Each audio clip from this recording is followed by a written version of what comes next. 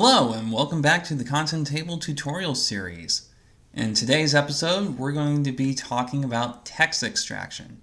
So, what is text extraction first of all? When we use text extraction on our sheet, we're taking the human readable text, the text that the player is going to see in game, take it out, give it a unique identifier, and then write the unique identifier and that text into a separate document. And then instead of putting the player readable text in our scriptable object, we instead put the unique identifier so that we can look up the value. We can look up whatever value we want the player to see later in a separate database. You may be wondering, why would we want to do that? And the answer is mostly for localization purposes.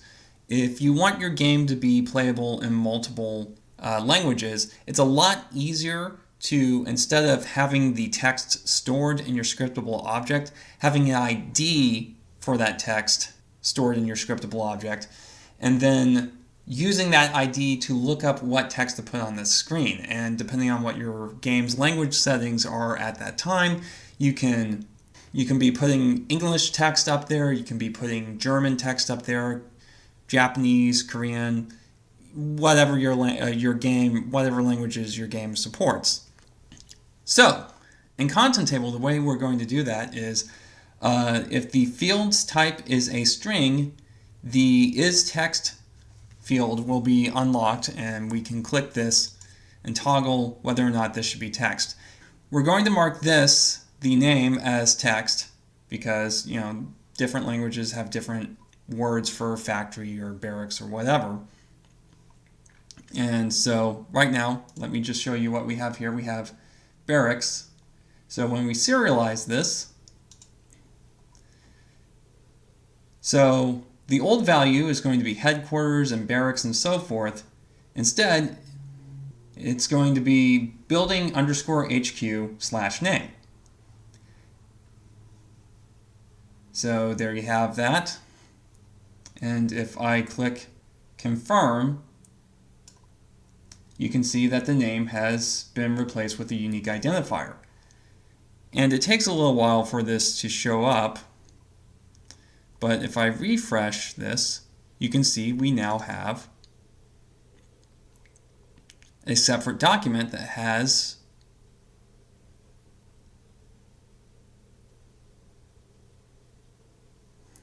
all of our text. And here, let me adjust that so that you can see it a little bit better.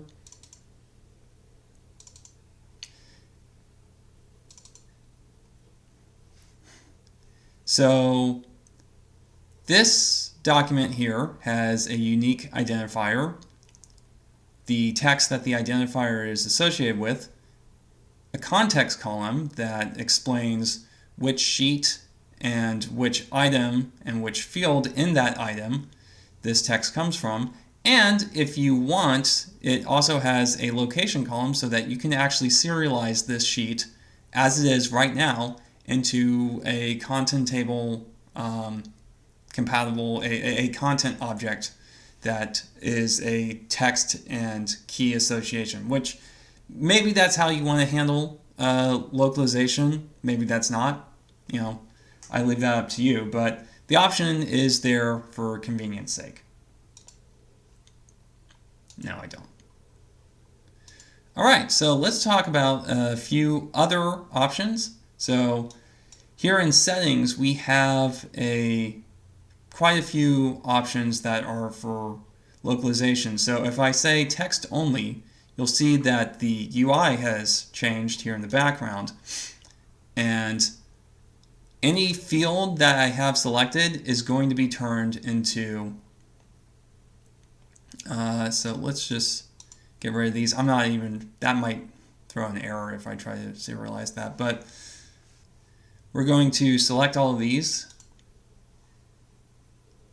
and you'll see it's not going to change any fields, even though I'm doing this with type, because it's not, when I'm using text only mode, what I'm ultimately telling ContenTable is that I don't need to serialize this to to scriptable objects. I don't need to serialize this to files.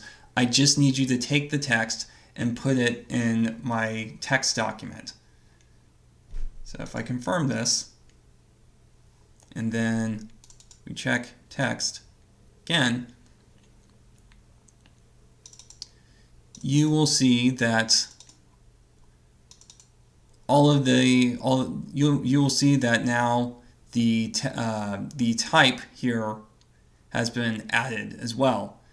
And so this is great if you have a document that doesn't really correspond with a type, but you do need the text for other things. So we're going to disable text only.